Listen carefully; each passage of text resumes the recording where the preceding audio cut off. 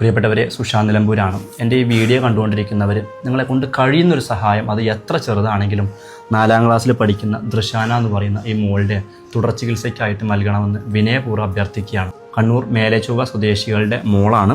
ഒരു വർഷം മുന്നേ അമ്മൂമ്മയുമൊത്ത് റോഡ് ക്രോസ് ചെയ്യുന്നതിനിടെയുണ്ടായ ഒരു അപകടമാണ്. മോളിന്ന് ഈ ഒരു അവസ്ഥയിലാണ് ഇപ്പോൾ ഉള്ളത്. അമ്മൂമ്മ മരണപ്പെടുകയും ചെയ്തു.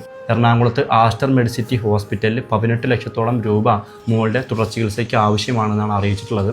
എന്നാൽ സാധാരണക്കാരായ മോളുടെ കുടുംബത്തിന് ഇത്രയും വലിയൊരു തുക കണ്ടെത്താൻ കഴിയാത്തതുകൊണ്ട് എൻ്റെ ഈ വീഡിയോ കണ്ടുകൊണ്ടിരിക്കുന്നവർ നിർബന്ധമായിട്ടും ഒരു ചെറിയ സഹായം ഈ കുഞ്ഞിനായിട്ട് നൽകണമെന്ന് വിനയപൂർവ്വം അഭ്യർത്ഥിക്കുകയാണ്.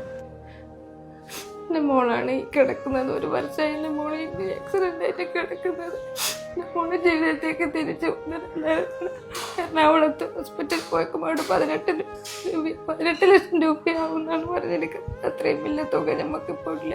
അതുകൊണ്ട് എല്ലാവരും സഹായിച്ചിട്ട് എൻ്റെ മോളെ ജീവിതത്തിലേക്ക് തിരിച്ചു കൊണ്ടുവരാൻ സഹായിക്കണമെന്ന് കാണുന്നില്ലായിരുന്നു. എൻ്റെ സഹായിക്കണം, എന്നാൽ എൻ്റെ മോളെ ജീവിതത്തിലേക്ക് തിരിച്ചു കൊണ്ടുവരാൻ ഡോക്ടർമാരും അങ്ങനെയാണ് പറഞ്ഞത്.